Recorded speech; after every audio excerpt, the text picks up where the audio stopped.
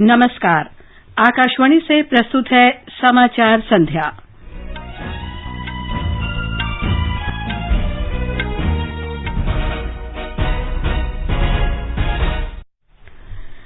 CBSE की 12वीं board परीक्षा रद्द। प्रधानमंत्री नरेंद्र मोदी ने कहा, यह फैसला विद्यार्थियों के हित में लिया गया। भारत में कोविड के सक्रिय मामलों और प्रतिदिन संक्रमण की पुष्टि वाले मामलों में बड़ी गिरावट दर्ज की गई।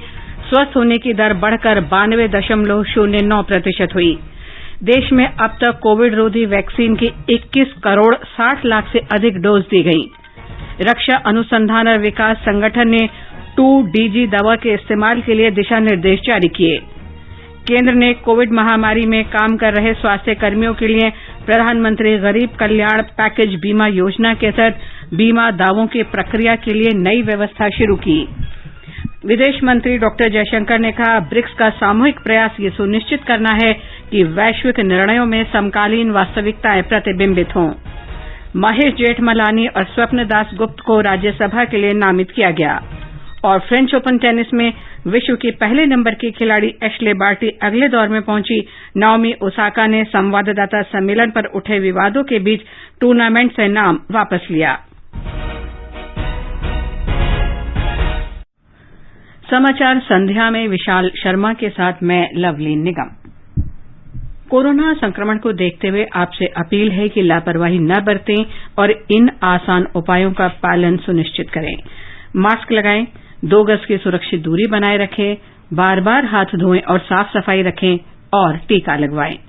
लोगों को कोविड से संबंधित जानकारी देने और उनके मार्गदर्शन के लिए राष्ट्रीय हेल्पलाइन कार्यरत है। इसका नंबर है 01123978046 और 1075। और अब समाचार विस्तार से। केंद्र सरकार ने केंद्रीय माध्यमिक शिक्षा बोर्ड सीबीएसई की 12वीं कक्षा की बोर्ड परीक्षा रद्द करने का फैसला किया है। यह भी फैसला किया गया है कि सीबीएसई बोर्ड 12वीं कक्षा के विद्यार्थियों के लिए निर्धारित उद्देश्यों के साथ नियत समय के भीतर परिणाम घोषित करने के कदम उठाएगा। यह फैसला प्रधानमंत्री नरेंद्र मोदी की अध्यक्षता में आज उच्च स्तरीय बैठक में लिया गया। प्रधानमंत्री ने कहा कि सीबीएसई की 12वीं कक्षा की परीक्षा पर यह फैसला विद्यार्थियों के हितों को ध्यान में रखते हुए लिया गया है। कोविड-19 से शैक्षिक वर्ष प्रभावित हुआ है और बोर्ड परीक्षा के मुद्दे पर छात्रों, अभिभावकों और अध्यापकों में चिंता है। इसे समाप्त किया जाना चाहिए। रक्षा मंत्री राजनाथ सिंह, गृह मंत्री अमित शाह, वित्त मंत्री निर्मला सीतारामन, सूचना और प्रसारण मंत्री प्रकाश जावड़ेकर और महिला और बाल विकास मंत्री स्मृति ईरानी ने बैठक में भाग लिया। इनके अलावा प्रधानमंत्री के प्रधान सचिव, कैबिनेट सचिव, उच्च शिक्षा और स्कूली शिक्षा सचिव तथा शिक्षा मंत्रालय के वरिष्ठ अधिकारी बैठक में मौजूद थे। सीबीएसई के अध्यक्ष भी बैठक में उपस्थित रहे। केंद्र सरकार ने कहा है कि भारत में कोरोना संक्रमण के सक्रिय मामलों में उल्लेखनीय गिरावट दर्ज की जा रही है और संक्रमण के नए मामलों में भी कमी आई है। स्वस्थ होने की दर में लगातार सुधार हो रहा है और अब ये 92% से अधिक हो गई है। स्वास्थ्य और परिवार कल्याण मंत्रालय में संयुक्त सचिव लव अग्रवाल ने आज नई दिल्ली में मीडिया से बातचीत में कहा कि कुछ सप्ताह पहले देश में संक्रमण के प्रतिदिन 3 लाख से अधिक मामले सामने आ रहे थे। आज संक्रमण के 1,27,000 मामले दर्ज किए गए। उन्होंने कहा कि 7 मई को सबसे अधिक रिकॉर्ड मामले मिलने के बाद से संक्रमण में 69% की गिरावट दर्ज हुई है। श्री अग्रवाल ने कहा कि देश में सक्रिय मामलों में लगातार कमी आ रही है और 20 दिन के दौरान इसमें लगभग 50% की कमी दर्ज हुई है। हम अगर एनालाइज करें तो देश में 30 स्टेट और यूनियन टेरिटरीज ऐसी हैं जहां पर कि पिछले एक हफ्ते से कंटिन्यूड बेसिस पर एक्टिव केसेस में डिक्लाइन भी नोट किया जा रहा है, जो कि एक पॉजिटिव ट्रेंड है। एंड जरूरी है कि उसी गति से स्टेट लेवल पर, डिस्ट्रिक्ट लेवल पर, फील्ड लेवल पर हमारा कार्य कंटेनमेंट रिलेटेड एक्टिविटीज में चलता रहे। श्री अग्रवाल ने कहा कि स्वस्थ होने की दर में लगातार सुधार हो रहा है, संक्रमण दर कम हो रही है। जहां 3 मई के समय में देश में टोटल रिकवरीज वर अराउंड 81.7%, वह बढ़ते बढ़ते अब 92% हो गई है। 55 दिनों में हमने देखा है कि एक बहुत ही पॉजिटिव ट्रेंड देश में नोट किया गया है और 32 स्टेट ऐसी हैं जहां पर recoveries are more than the daily cases reported on a daily basis, जो कि एक बहुत ही पॉजिटिव ट्रेंड है। श्री अग्रवाल ने कहा कि संक्रमण की जल्द पहचान के लिए देश में कोविड जांच सुविधा बढ़ाई गई है। On an average 7.7 lakh test daily किए जा रहे थे, वह 2.7 टाइम्स बढ़ते हुए अब करीब 20 लाख प्लस टेस्ट हम डेली बेसिस पर देश में कर रहे हैं। जहां एक स्थाई पर हम टेस्ट बढ़ा रहे हैं, वहां पिछले 2 हफ्तों से ऑन एन एवरेज देश में 20 लाख से अधिक टेस्ट किए जा रहे हैं और हम लोग अब तक देश में टोटल 34.67 करोड़ टेस्ट कर चुके हैं। पिछले 24 घंटों में भी देश में अराउंड 19.25 लाख टेस्ट किए गए हैं। श्री अग्रवाल ने कहा कि देश में पिछले 3 सप्ताह से संक्रमण दर में कमी देखी जा रही है। उन्होंने कहा कि पिछले सप्ताह संक्रमण की दर 8.31% रही। पिछले 7 दिन से दैनिक संक्रमण दर 10% से नीचे बनी हुई है। जो हमने स्टेट्स को एडवाइस दी है कि हमें एफर्ट ये करने की हमारी पॉजिटिविटी 5% से कम रहे, तो उसको भी अगर हम ट्रेंड को एनालाइज करते हैं तो वीक एंडिंग 7 मई से वीक एंडिंग 31 मई को जहां देश में 92 ऐसे डिस्ट्रिक्ट थे जिसमें की पॉजिटिविटी 5% से कम थी, वह बढ़ते बढ़ते अब 344 जिले हो गए हैं। यानी कि 252 जिले उसमें ऐसे ऐड हुए हैं जहां पर की केस पॉजिटिविटी 5% से भी अब कम नोट की जा रही है। कोविड महामारी के खिलाफ लड़ाई में टीकाकरण को एक प्रमुख हथियार बताते हुए श्री अग्रवाल ने कहा कि अब तक देश भर में 21 करोड़ 60 लाख से अधिक कोविड टीके लगाए गए हैं। उन्होंने कहा कि केंद्र सरकार राज्यों और केंद्र शासित प्रदेशों को टीके उपलब्ध कराने में लगातार जुटी है। राज्यों और केंद्र शासित प्रदेशों को पिछले माह 4 करोड़ से अधिक टीके उपलब्ध कराए गए। श्री अग्रवाल ने यह भी कहा कि संक्रमण के नए मामलों और संक्रमण दर में कमी के बावजूद लोगों को कोविड से बचाव के लिए उचित व्यवहार का कड़ाई से पालन करना होगा। जरूरी है कि हम कोविड अप्रोप्रिएट बिहेवियर पर अपना कंटिन्यूड फोकस बनाए रखें। कंटिन्यूड बेसिस पर हम लोगों से जब मिलें तो ग्रीट विदाउट फिजिकल कांटेक्ट, 2 गज की दूरी बनाए रखें, मास्क का सही तरीके से उपयोग करें, अपनी नोज को और माउथ को कवर करें। जैसे कि एक आदत होती है उसके तहत कि हम अपनी आंखों को, नोज को या माउथ को टच ना करें। रेस्पिरेटरी हाइजीन प्रॉपरली फॉलो की जाए। Regular washing of hands with soap. हम क्राउडेड प्लेसेस में जाने से अपने आप को बचाएं। अननेसेसरी ट्रेवल को अवॉइड करें और साथ ही किसी भी तरह के पैनिक से और मिस इन्फॉर्मेशन से बचने के लिए क्रेडिबल सोर्सेज से रिक्वायर्ड इन्फॉर्मेशन के तहत बिना पैनिक हुए हम कोविड मैनेजमेंट पर काम करें। भारतीय चिकित्सा अनुसंधान परिषद के महानिदेशक प्रोफेसर बलराम भार्गव ने कहा है कि जिन क्षेत्रों में संक्रमण दर नीचे आ रही है वहां चरणबद्ध ढंग से लॉकडाउन हटाया जाना चाहिए। उन्होंने कहा कि देश सही दिशा में आगे बढ़ रहा है और कोविड का फैलाव रोकने के उपायों से संक्रमित मामलों में कमी आई है। श्री भार्गव ने आज नई दिल्ली में संवाददाताओं को बताया कि लॉकडाउन हटाने के निर्णय 3 आधार संक्रमण दर में कमी, टीकाकरण और कोविड मानकों के पालन पर निर्भर होना चाहिए।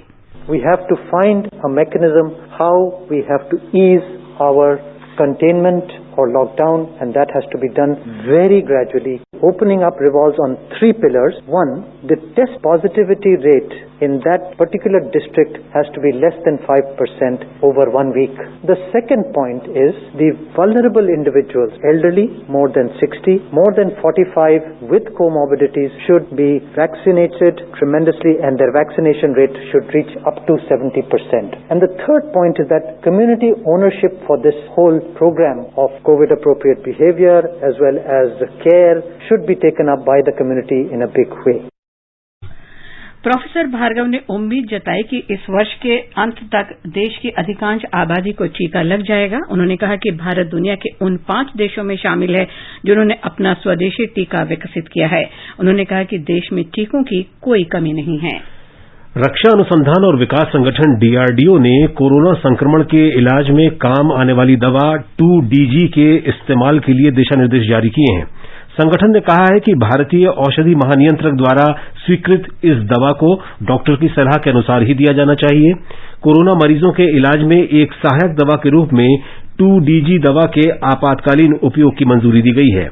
अनियंत्रित मधुमेह, हृदय रोग, यकृत और गुर्दे संबंधी बीमारियों से ग्रस्त लोगों को ये दवा बहुत ही सावधानी से देनी होगी, क्योंकि ऐसे मरीजों पर इस दवा के प्रभाव का अध्ययन अभी नहीं किया गया है। गर्भवती और दुग्धपान कराने वाली महिलाओं तथा 18 वर्ष से कम आयु वाले मरीजों को ये दवा नहीं दी जानी चाहिए। मरीज और उसकी देखभाल करने वालों को सलाह दी गई है कि दवा की आपूर्ति के लिए अपने अस्पताल से अनुरोध करके हैदराबाद की डॉक्टर रेड्डीज प्रयोगशाला से संपर्क करें।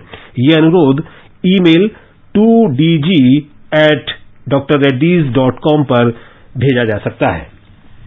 केंद्र सरकार ने फफूंद रोधी दवा एम्फोटेरिसिन बी का उत्पादन 1 महीने से भी कम समय में लगभग 260% बढ़ा दिया है। इससे देश में मांग और आपूर्ति में संतुलन बन गया है। केंद्रीय रसायन और उर्वरक मंत्री सदानंद गौड़ा ने बताया है कि सरकार कोविड-19 के निदान में इस्तेमाल होने वाली दवाओं की उपलब्धता की लगातार समीक्षा कर रहा है। इसके लिए मौजूदा और नए विनिर्माणकर्ताओं के साथ बैठकें की जा रही हैं। उन्होंने कहा कि कोविड के इलाज में इस्तेमाल होने वाली दवाएं जैसे डेक्सामेथासोन, मिथाइल प्रेडनिसोलोन, एनेक्सापेरिन, फेविपिराविर और आइवरमेक्टिन के उत्पादन, आपूर्ति और भंडारण की साप्ताहिक आधार पर समीक्षा की जा रही है। केंद्रीय मंत्री ने कहा कि इन दवाओं का उत्पादन बढ़ाया गया है और मौजूदा मांग को पूरा करने के लिए देश में पर्याप्त भंडार उपलब्ध हैं। श्री गौड़ा ने कहा कि लगभग पिछले 20 दिन में राज्यों, केंद्र शासित प्रदेशों और अन्य केंद्रीय संस्थानों को म्यूकोरमाइकोसिस ब्लैक फंगस के निदान के लिए इस्तेमाल होने वाले एम्फोटेरिसिन बी के 2,70,000 से अधिक शीशियां उपलब्ध कराई गई हैं।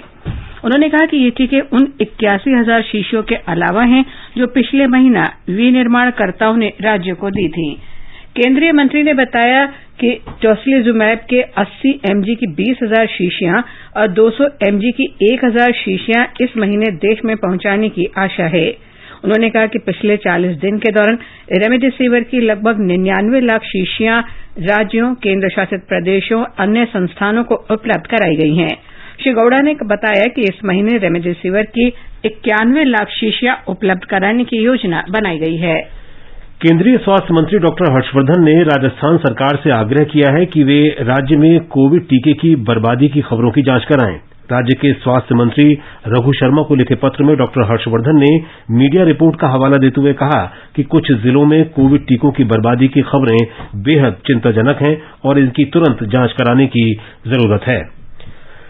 महाराष्ट्र के मुख्यमंत्री उद्धव ठाकरे ने निजी अस्पतालों में कोविड रोगियों के इलाज का खर्च निर्धारित करने संबंधी अधिसूचना को आज स्वीकृति दे दी। निजी अस्पतालों द्वारा कोरोना रोगियों के उपचार के लिए अधिक कीमत वसूले जाने पर संज्ञान लेते हुए राज्य सरकार ने इलाज का खर्च निश्चित करते हुए शहरों का वर्गीकरण किया है। ब्यौरा हमारे संवाददाता से। महाराष्ट्र सरकार का आज का फैसला आम आदमी के लिए एक बड़ी राहत के रूप में आया है, खासकर ग्रामीण क्षेत्रों के लोगों के लिए जिनसे निजी अस्पतालों द्वारा कोविड-19 के इलाज के लिए अत्यधिक शुल्क ली जा रही है। मुख्यमंत्री उद्धव ठाकरे द्वारा मंजूर अधिसूचना में स्पष्ट रूप से कहा गया है कि अस्पताल निर्धारित दर से अधिक शुल्क नहीं ले सकते हैं। सीएम ठाकरे की अध्यक्षता में आज हुई बैठक में दरें तय की गई और उसी के अनुसार गांवों और शहरों का वर्गीकरण भी किया गया है। अब शहरों को अ, ब और क श्रेणी में वर्गीकृत करने से दरों में अंतर होगा। अधिसूचना में कहा गया है कि मरीजों को अस्पताल द्वारा प्री ऑडिटेड बिल देना अनिवार्य होगा। इसके अलावा अधिसूचना में निजी अस्पतालों द्वारा वसूले जा रहे दरों की जांच के लिए उड़न दस्ते के दौरे का भी प्रावधान है। कुणाल शिंदे, आकाशवाणी समाचार, मुंबई। राजस्थान में कल सुबह 5 बजे से लॉकडाउन में ढील के साथ कई व्यावसायिक गतिविधियां फिर शुरू हो जाएंगी। गृह विभाग की ओर से जारी आदेश के अनुसार जिन जिलों में कोविड पॉजिटिविटी दर 10% से कम है वहां सुबह 6 बजे से सुबह 11 बजे तक सभी तरह की दुकानें खुल सकेंगी। पॉजिटिविटी दर 5% से नीचे आने के कारण प्रदेश के ज्यादातर जिलों को इस छूट का लाभ मिल सकेगा। और ब्यौरा हमारे संवाददाता से। नए दिशा निर्देशों के अनुसार प्रदेश में सक्रिय मामलों की संख्या 10,000 से कम होने तक 3 दिन का वीकेंड कर्फ्यू जारी रहेगा। नए दिशा निर्देशों में मंगलवार से शुक्रवार तक सुबह 5 बजे से 12 बजे तक निजी वाहनों से जिले के भीतर यात्रा कर सकेंगे। वहीं 8 जून बाद तय समय सीमा में निजी वाहनों से पूरे राज्य में आवागमन की अनुमति होगी। सरकारी दफ्तरों को 25% उपस्थिति के साथ सुबह 9:30 बजे से 4 बजे तक खोलने की छूट दी गई है, जबकि निजी कार्यालय 25% कर्मचारियों के साथ दोपहर 2 बजे तक खोले जा सकेंगे। प्रोसेस्ड फूड, मिठाई तथा रेस्टोरेंट द्वारा होम डिलीवरी की सुविधा रात 10 बजे तक जारी रहेगी। सार्वजनिक कार्यक्रम, शैक्षणिक गतिविधियां, धार्मिक स्थल, cinema hall, park, shopping complex अभी बंद रहेंगे। प्रदेश में 30 जून तक शादी समारोह आयोजित नहीं हो पाएंगे। जितेंद्र द्विवेदी, आकाशवाणी समाचार, जयपुर। ओडिशा सरकार ने केंद्र से आग्रह किया है कि अलग अलग राज्यों की बजाय राष्ट्रीय स्तर पर कोविड-19 वैक्सीन की वैश्विक खरीद की जाए। केंद्रीय स्वास्थ्य और परिवार कल्याण मंत्री डॉक्टर हर्षवर्धन को आज लिखे एक पत्र में ओडिशा के स्वास्थ्य मंत्री नबा दास ने कहा कि वैश्विक वैक्सीन निर्माता केवल केंद्र सरकार के स्तर पर खरीद चाहते हैं। इसके लिए केंद्र सरकार की वैधानिक स्वीकृति आवश्यक होगी। उन्होंने कहा कि राज्य वैक्सीन खरीद की लागत वहन करेंगे। केंद्र कोविड महामारी के दौरान लोगों की सुविधा के लिए बनाई गई राष्ट्रीय स्तर की 4 हेल्पलाइन नंबर के बारे में जागरूकता फैला रहा है। सूचना और प्रसारण मंत्रालय अपने विभिन्न विभागों के जरिए इन हेल्पलाइन के बारे में जागरूकता को बढ़ा रहे हैं। विभिन्न हेल्पलाइन नंबर इस प्रकार हैं।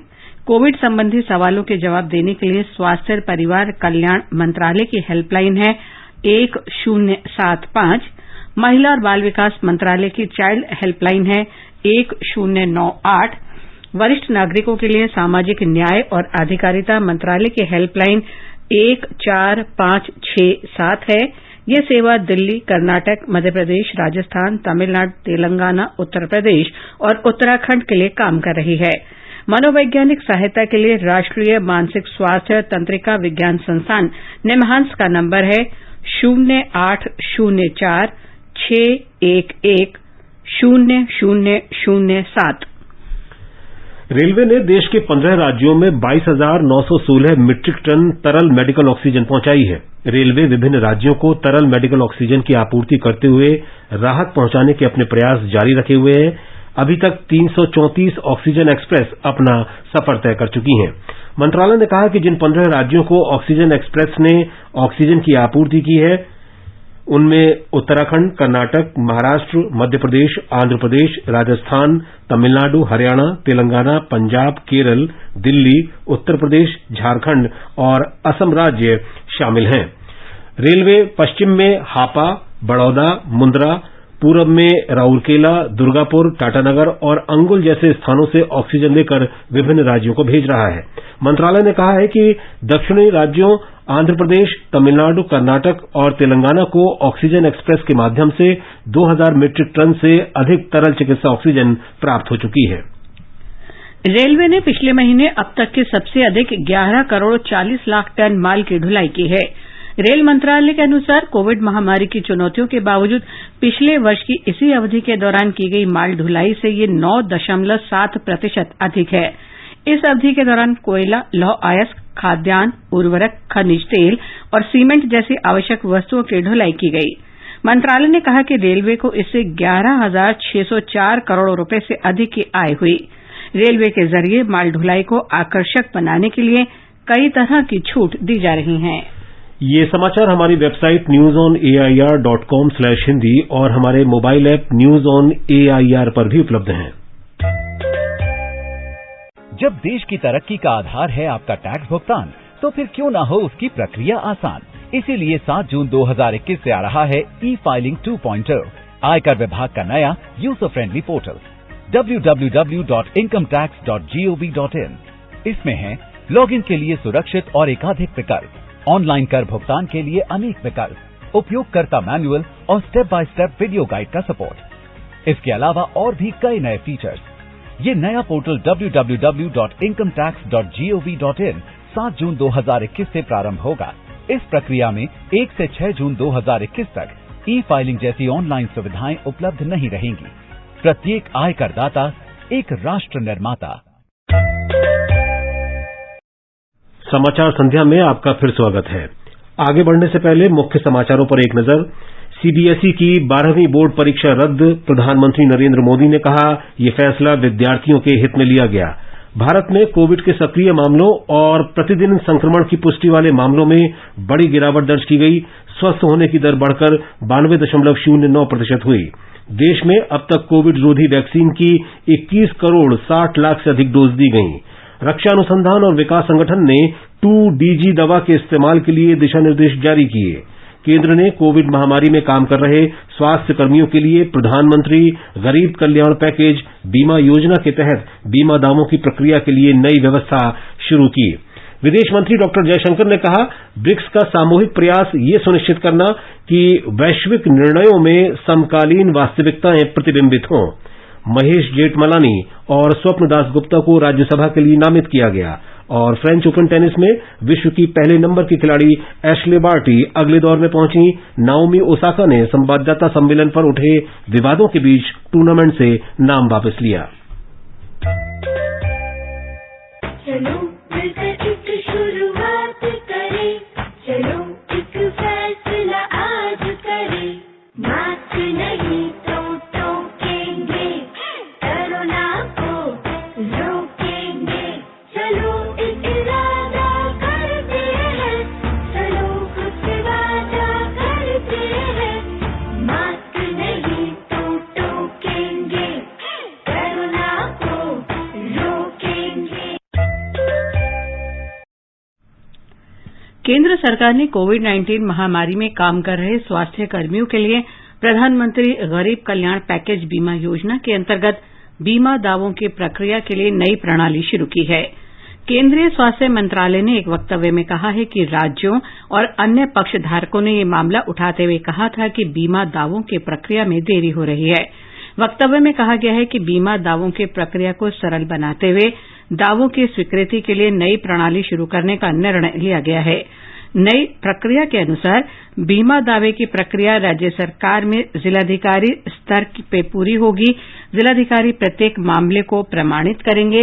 इस प्रमाण पत्र के आधार पर बीमा कंपनी 48 घंटे के भीतर दावे का निपटान कर देगी। पूरी प्रक्रिया में एक रूपता और तेजी बनाए रखने के लिए जिलाधिकारी केंद्र सरकार के अस्पतालों, एम्स और रेलवे के मामलों को भी प्रमाणित करेंगे। स्वास्थ्य मंत्रालय ने नई प्रक्रिया के बारे में राज्य सरकारों और केंद्र शासित प्रदेशों को भी सूचित कर दिया है। नई प्रक्रिया तत्काल प्रभाव से लागू हो गई है। एक रिपोर्ट। कोविड-19 के खिलाफ लड़ने वाले स्वास्थ्य कर्मियों के लिए प्रधानमंत्री गरीब कल्याण पैकेज बीमा योजना पिछले वर्ष मार्च में शुरू की गई थी और इसके तहत 50 लाख रुपए का बीमा कवर दिया जाता है। सरकार ने इस वर्ष 24 अप्रैल से ही इस बीमा योजना को स्वास्थ्य कर्मियों के लिए 1 साल के लिए बढ़ा दिया है। इस योजना को न्यू इंडिया एश्योरेंस कंपनी की बीमा पॉलिसी के माध्यम से लागू किया जा रहा है। सरकार ने अग्रिम पंक्ति में खड़े स्वास्थ्य कर्मियों की सुरक्षा को प्राथमिकता में रखा है और इसी को ध्यान में रखते हुए इस बीमा योजना को 1 वर्ष के लिए बढ़ा दिया गया है ताकि इन कर्मियों के आश्रितों को बीमा के दायरे में लाया जा सके। आनंद कुमार, आकाशवाणी समाचार, दिल्ली। वरिष्ठ अधिवक्ता महेश जेठमलानी को राज्यसभा के लिए नामित किया गया है। वे प्रसिद्ध अधिवक्ता और राज्यसभा के सदस्य रहे राम जेठमलानी के पुत्र हैं। राष्ट्रपति रामनाथ कोविंद ने महेश जेठमलानी के अलावा स्वप्नदास गुप्ता को भी राज्यसभा के लिए नामित किया है। स्वप्नदास गुप्ता ने पश्चिम बंगाल विधानसभा चुनाव में भाजपा उम्मीदवार बनाए जाने के बाद इस वर्ष मार्च में उच्च सदन से इस्तीफा दे दिया था। विदेश मंत्री डॉक्टर एस जयशंकर ने कहा है कि ब्रिक्स देशों ने आम सहमति पर आधारित जुड़ाव का अपना अनूठा मॉडल विकसित किया है। ब्रिक्स विदेश मंत्रियों की बैठक में अपने उद्घाटन भाषण में डॉक्टर जयशंकर ने कहा कि ब्रिक्स का सामूहिक प्रयास ये सुनिश्चित करना है कि वैश्विक निर्णयों में समकालीन वास्तविकताएं प्रतिबिंबित हों। श्री जयशंकर ने कहा कि ब्रिक्स देशों के विदेश मंत्रियों की वर्ष 2006 में न्यूयॉर्क में हुई बैठक के बाद से ब्रिक्स समूह ने लंबा सफर तय किया है। उन्होंने कहा कि समूह सभी देशों के हितों और चिंताओं के पारस्परिक सम्मान प्रदर्शित करते हुए उनकी क्षेत्रीय अखंडता का सम्मान करता है। डॉक्टर जयशंकर ने कहा कि इन सिद्धांतों के अनुरूप नीतियों को लागू करने से ही वांछित परिवर्तन लाया जा सकता है। But the principles that guide our grouping remain consistent over the years. We strive for a fair, just, inclusive, equitable and representative multipolar international system. It is one based on international law and the UN Charter that recognizes the sovereign equality of all states and respects their territorial integrity while displaying mutual respect for interests and concerns of all. It is only by conducting our policies in accordance with these principles that we can expect to bring about the change we desire. Bharat वर्ष 2021 के लिए BRICS का अध्यक्ष है। भारत की अध्यक्षता में 4 प्रमुख लक्ष्यों बहुपक्षीय प्रणाली में सुधार, आतंकवाद के खिलाफ सहयोग, सतत विकास लक्ष्यों को प्राप्त करने के लिए डिजिटल और तकनीकी समाधानों का उपयोग और लोगों के बीच सहयोग बढ़ाना की पहचान की गई है। डॉक्टर जयशंकर ने प्रसन्नता व्यक्त की कि पिछले 5 महीनों में इनमें से प्रत्येक क्षेत्र में पर्याप्त प्रगति हुई है। We have identified 4 key deliverables for our chairship: reform of the multilateral system, counter-terrorism cooperation, using digital and technological solutions to achieve SDGs, and enhancing people-to-people cooperation. I'm very happy to note that we have made substantial progress on each of these areas in the past 5 months with the continued cooperation and support of our partners. प्रधानमंत्री नरेंद्र मोदी ने आज वाराणसी के जिलाधिकारी से बातचीत कर काशी विश्वनाथ गलियारा क्षेत्र में एक इमारत गिरने की दुर्घटना के बारे में जानकारी ली। इस दुर्घटना में 2 मजदूरों की मौत हो गई और 7 घायल हो गए। प्रधानमंत्री ने शोक संतप्त परिवार के प्रति संवेदना प्रकट की और प्रशासन को उनकी हर संभव सहायता करने के निर्देश दिए। श्री मोदी ने अधिकारियों को घायलों के समुचित उपचार की व्यवस्था करने का आदेश दिया। देश में आज से एक राष्ट्र एक मानक योजना शुरू की गई है। इसका उद्देश्य विभिन्न मानक विकास संगठनों द्वारा अपनाए गए मानकों में समन्वय बनाना है। इस योजना के लागू होने से देश में बनी वस्तुओं और सेवाओं की गुणवत्ता में एक रूपता लाई जा सकेगी और ब्रांड इंडिया की छवि को बढ़ावा मिलेगा। रेल मंत्रालय और उपभोक्ता मामलों के मंत्रालय ने संयुक्त रूप से एक वर्चुअल समारोह में इस योजना की शुरुआत की। और अब आर्थिक जगत की खबरों के साथ मनोज पाठक। बॉम्बे स्टॉक एक्सचेंज का सेंसेक्स आज 3 अंक घटकर 51,935 पर बंद हुआ। उधर नेशनल स्टॉक एक्सचेंज का निफ्टी 8 अंक कम होकर 15,575 दर्ज हुआ। अंतर बैंकिंग विदेशी मुद्रा बाजार में $1 की तुलना में रुपया 28 पैसे कमजोर होकर 72 रुपये 90 पैसे पर आ गया। मल्टी कमोडिटी एक्सचेंज में सोने का मूल्य 270 रुपये बढ़कर 49,100 रुपये प्रति 10 ग्राम पर पहुंच गया, लेकिन चांदी 1,020 रुपये फिसलकर 72,920 रुपये प्रति किलो रह गई। फ्रेंच ओपन टेनिस टूर्नामेंट में शीर्ष वरीयता प्राप्त ऑस्ट्रेलिया की एशले बार्टी दूसरे दौर में पहुंच गई हैं। पहले दौर में बार्टी ने क्रोएशिया की बर्नानकेरा को 6-4, 3-6, 6-2 से हराया। इस बीच दूसरी वरीयता प्राप्त नाओमी ओसाका ने टूर्नामेंट से नाम वापस ले लिया है। ओसाका ने रविवार को फ्रेंच ओपन के पहले दौर में जीत दर्ज करने के बाद अनिवार्य संवाददाता सम्मेलन में हिस्सा न लेने के बाद उठे विवादों के कारण फ्रेंच ओपन में नहीं खेलने का फैसला किया। कोरोना काल चिकित्सकों, नर्सों और अर्ध चिकित्सा कर्मियों के लिए चुनौतीपूर्ण समय है। कोविड केंद्र क्रिटिकल केयर के प्रोफेसर डॉक्टर अंजन त्रिखा ने एक नर्स की कहानी साझा की जो अपनी माता के साथ कोविड मरीजों की देखभाल कर रही हैं। एक रिपोर्ट। कोविड रोगियों के रिश्तेदारों को संक्रमण से सुरक्षित रखने के लिए एम्स के कोविड केयर वार्ड में उन्हें अंदर जाने की अनुमति नहीं है। एक पेशेवर नर्स ने एनसीआर में अपने अस्पताल से 3 हफ्ते की छुट्टी ली ताकि वह अपनी बीमार मां की देखभाल कर सके। नर्स को आधिकारिक तौर पर 3 सप्ताह के लिए उसी कोविड वार्ड में प्रतिनियुक्त किया गया जहां उसकी मां को भर्ती कराया गया था। डॉक्टर त्रिखा बताते हैं, उन 3 हफ्तों में नर्स ने पीपीई सूट में अतिरिक्त घंटे काम किया और मेडिकल स्टाफ के बोझ को कम करते हुए 5 कोविड रोगियों की देखभाल की। This lady assured me that she'll take leave for 3 weeks. She will be posted. She will come here on her own. Instead of inside being for 6 hours, she volunteered to be there for 10 hours. She'll come at 9, go off after about, giving her mother some late evening food also. And meanwhile, as long as she's inside, she would take care of other patients. And we gave her the responsibility of 4 more patients. महामारी ने मानवीय मूल्यों को सामने लाया है और हमेशा यह याद किया जाएगा कि कैसे समाज अदृश्य दुश्मन से लड़ने के लिए एकजुट होकर सामने आया था। आकाशवाणी समाचार के लिए दिल्ली से मैं दीक्षा Saxena. If you had ever wished to fly, if your destination is sky, and if you feel proud of blue uniform, then join Indian Air Force. Registration starts from 1st June 2021. To apply online, log on to careerindianairforce.cdac.in.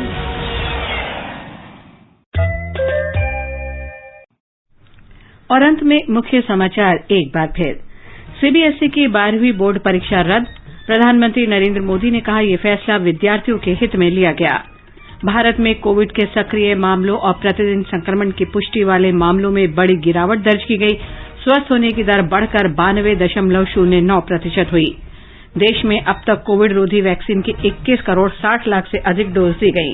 रक्षा अनुसंधान और विकास संगठन ने 2DG दवा के इस्तेमाल के लिए दिशा निर्देश जारी किए। केंद्र ने कोविड महामारी में काम कर रहे स्वास्थ्य कर्मियों के लिए प्रधानमंत्री गरीब कल्याण पैकेज बीमा योजना के तहत बीमा दावों की प्रक्रिया के लिए नई व्यवस्था शुरू की। विदेश मंत्री डॉक्टर जयशंकर ने कहा ब्रिक्स का सामूहिक प्रयास ये सुनिश्चित करना कि वैश्विक निर्णयों में समकालीन वास्तविकताएं प्रतिबिंबित हों। महेश जेठमलानी और स्वप्न दास गुप्ता को राज्यसभा के लिए नामित किया गया। इसके साथ ही समाचार संध्या का ये अंक समाप्त हुआ। नमस्कार।